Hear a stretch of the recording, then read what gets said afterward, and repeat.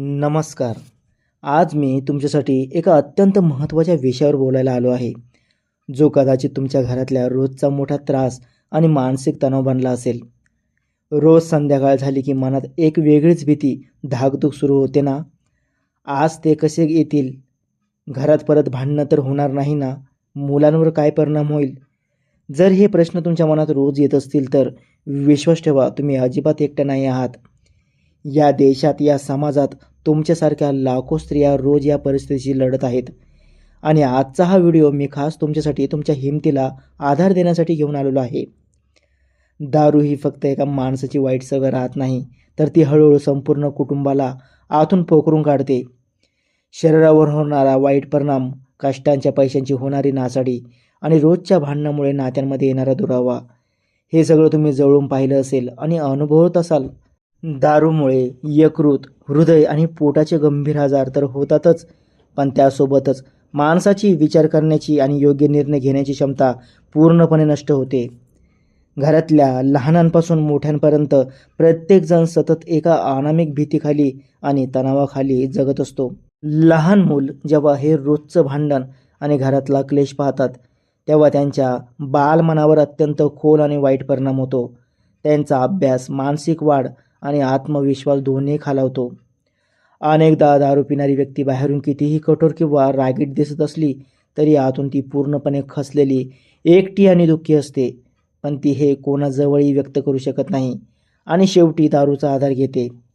कामाचा प्रचंड ताण, मित्रांची चुकीची संगत, व्यापारातील किंवा नोकरीतील आर्थिक अडचणी किंवा जुने एखादे नैराश्य, ही सुद्धा दारू पिण्याची काही मुख्य आणि लपलेली कारणं असू शकतात. म्हणूनच आपण आधी हे समजून घेतलं पाहिजे की ही केवळ त्या व्यक्तीची वाईट स्वभाव किंवा हट्ट नाही, तर ही एक मानसिक आणि शारीरिक आजाराची सुरुवात आहे.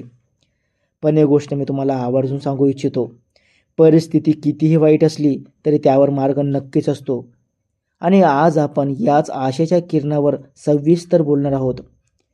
घरातली स्त्री जर खंबीर झाली आणि तिने योग्य दिशा धरली तर संपूर्ण कुटुंबाचं चित्र बदलू शकतं, हा माझा ठाम विश्वास आहे. पुरुष म्हणून मी हे मान्य करतो की अनेकदा पुरुषांना स्वतःची चूक सहज दिसत नाही, पण स्त्रीच्या प्रेमात आणि संयमात ती ताकद असते, जी कठीण प्रसंगातूनही मार्ग काढू शकते. चला तर मग आधी हे समजून घेऊया की आपण घरातल्या घरात काय छोटे मोठे आयुर्वेदिक आणि सोपे बदल करू शकतो. आपल्या जुन्या पद्धतीमध्ये काही उत्तम सहाय्यक उपाय सांगितले आहेत, जसं की ओवा आणि सूट, उकळून तयार केलेला काढा, रोजच्या जेवणात तुळशीची पाने किंवा आवळ्याचे सेवन. या गोष्टींमुळे शरीरातील विषारी पदार्थ बाहेर पडायला मदत होते आणि दारूची तीव्र तलप थोडी कमी होऊ शकते. यासोबतच रोजच्या आहारात खजूर, सफरचंद आणि ताज्या फळांचा रस समाविष्ट करा, कारण त्यामुळे शरीरातील साखरेची पातळी संतुलित राहते आणि मन शांत राहते. जेव्हा शरीराला योग्य पोषण मिळतं तेव्हा दारू पिण्याची तीव्र इच्छा कमी होण्यास मोठी मदत होते. रात्री झोपण्यापूर्वी हळदीचे गरम दूध देणेसुद्धा मज्जासंस्थेला शांत करण्यासाठी आणि शांत झोप येण्यासाठी खूप फायदेशीर ठरते. जेवणामध्ये हिरव्या पालेभाज्या, मोड आलेली कडधान्ये आणि पुरेसे पाणी देणे अत्यंत गरजेचं आहे, कारण दारूमुळे शरीरातील पाण्याचे आणि पोषक घटकांचे प्रमाण खूप कमी झालेले असते. त्याशिवाय शरीरातील जीवनसत्वांची कमतरता भरून काढण्यासाठी डॉक्टरांच्या सल्ल्याने काही व्हिटॅमिन बी कॉम्प्लेक्सच्या गोळ्या सुरू करणेसुद्धा खूप उपयुक्त ठरते. पण एक भाऊ म्हणून मी तुम्हाला खूप प्रामाणिकपणे सांगतो, हे घरगुती उपाय म्हणजे संपूर्ण इलाज नाहीत, तर ते फक्त शरीराला ताकद देणारे सहाय्यक उपाय आहेत. मुख्य आणि सर्वात मोठे काम असतं ते घरातल्या वातावरणाचं आणि तुमच्या संवादाचं. दारू पिणाऱ्या व्यक्तीला सुधारायचे असेल तर घरात जितकी शांतता आणि सकारात्मकता ठेवता येईल तितकी ठेवणे अत्यंत गरजेचे आहे.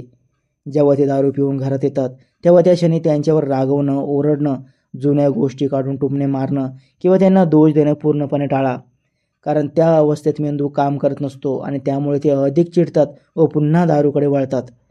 त्या क्षणी पूर्णपणे शांत राहणे, त्यांना सुरक्षितपणे झोपवणे आणि कोणताही वाद न घालणे, हा सर्वात बुद्धिमत्तेचा आणि समजूतदारपणाचा मार्ग आहे. त्याऐवजी जेव्हा ते दुसऱ्या दिवशी सकाळी पूर्णपणे शुद्धीत असतील, शांतपणे चहा पित असतील, तेव्हा अगदी शांतपणे, प्रेमाने आणि त्यांच्याबद्दल काळजी दाखवत त्यांच्याशी बोला. त्यांना सांगा की मला तुमचा अजिबात राग येत नाही, तर मला तुमच्या आरोग्याची आणि आपल्या मुलांच्या भविष्याची खूप काळजी वाटते.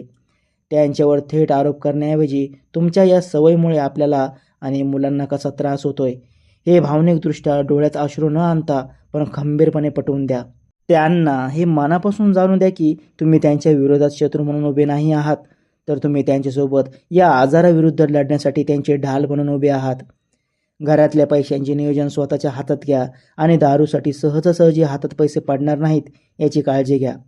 पण हे करताना भांडण न करता अत्यंत युक्तीने काम करा. जर त्यांनी दारू सोडण्याचा छोटासा प्रयत्न जरी सुरू केला तर अगदी पहिल्याच दिवशी संपूर्ण यशाची अपेक्षा करू नका. त्यांच्या प्रत्येक लहान लहान प्रयत्नाचे कौतुक करा. त्यांना प्रोत्साहन द्या. त्यांना त्यांच्या आवडीच्या गोष्टींमध्ये जसे की जुने आवडीचे संगीत, सकाळी चालायला जाणे, योगासने किंवा कौटुंबिक गप्पांमध्ये गुंतवून ठेवा. रिकामं मन आणि एकटेपणा माणसाला खूप लवकर पुन्हा दारूकडे घेऊन जातो. म्हणूनच त्यांना घरातल्या आणि बाहेरच्या चांगल्या कामात व्यस्त ठेवा. अनेकदा व्यसन सोडताना सुरुवातीला ती व्यक्ती चिडचिड करेल किंवा मध्येच एखाद्या दिवशी पुन्हा दारू पिऊन येईल. अशा वेळी खचून जाऊ नका आणि प्रयत्न सोडू नका, कारण ही सुधारण्याची पायरी असू शकते. या कठीण काळात स्वतःच्या आरोग्याची आणि मानसिक शांतीचीही काळजी घ्या, कारण जर तुम्ही खचलात तर कुटुंबाला कोण सावरणार.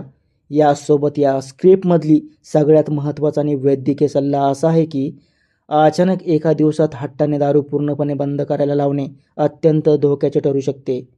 वर्षानुवर्षे दारू पिणाऱ्या व्यक्तीचे अचानक दारू सोडल्यास अंगाला कापरे भरणे, खूप घाम येणे, झोप न येणे, चिडचिड होणे, भीती वाटणे किंवा गंभीर शारीरिक त्रास होणे असे प्रकार उद्भवू शकतात. म्हणूनच चांगल्या आणि तज्ज्ञ डॉक्टरांची किंवा मानसोपचार तज्ज्ञांची मदत घेणं अत्यंत गरजेचं आहे. डॉक्टर त्यांना काही दिवसांसाठी सुरक्षित औषध देतात, ज्यामुळे दारू सोडताना होणारा शारीरिक व मानसिक त्रास खूप कमी होतो आणि ते सहज यातून बाहेर पडू शकतात. सरकारी रुग्णालयामध्ये किंवा चांगल्या पुनर्वसन केंद्रामध्ये यावर अत्यंत मोफत, सुरक्षित आणि खूप चांगले उपचार उपलब्ध असतात. योग्य समुपदेशन मिळाल्यामुळे त्या व्यक्तीच्या विचारांची दिशा बदलते आणि त्यांची दारू कायमची सोडण्याची इच्छाशक्ती खूप पक्की आणि बळकट होते. मद्य पानमुक्ती सहाय्य गट सारख्या मोफत समुपदेशन गटांची मदत घेणे सुद्धा खूप फायदेशीर ठरते, जिथे व्यसनमुक्त झालेले इतर लोक मार्गदर्शन करतात. माझ्या परिचयातल्या एका ताईंची अशीच गोष्ट आहे. त्यांच्या घरातील रोज हेच भयानक चित्र सुरू होतं. रोजची भांडणे, लोकांचे टोमणे आणि पैशांची चणचण होती. पण त्या ताईंनी हिंमत हारली नाही. त्यांनी स्वतःला सावरलं आणि एक खंबीर निर्णय घेतला. त्यांनी रोजचे भांडण आणि रागवणं सोडून देऊन डॉक्टरांची मदत घेतली. नवऱ्याला प्रेमाने आणि विश्वासाने समजवलं. हळूहळू घरगुती उपायांची आणि चांगल्या आहाराची साथ दिली. सुरुवातीचे 2-3 महिने खूप कठीण गेले. त्यांच्या संयमाची परीक्षा लागली, पण त्या डगमगल्या नाहीत आणि आज 5 वर्षानंतर त्यांचा संसार पुन्हा एकदा हसरा, समृद्ध आणि अत्यंत आनंदी झाला आहे. ही कोणतीही जादू किंवा चमत्कार नाही, तर योग्य दिशा, संयम, प्रेम आणि सातत्यपूर्ण वैद्यकीय प्रयत्नाचे फळ आहे. बदल एका रात्रीत किंवा एका दिवसात होत नसतो, पण जर तुम्ही रोज एक छोटे आणि सकारात्मक पाऊल टाकले तर यश नक्की आणि 100% मिळते. तुमच्याही घरात असा काही कठीण अनुभव आहे का, किंवा तुम्ही सध्या या त्रासातून जात आहात का? मला कमेंटमध्ये नक्की सांगा.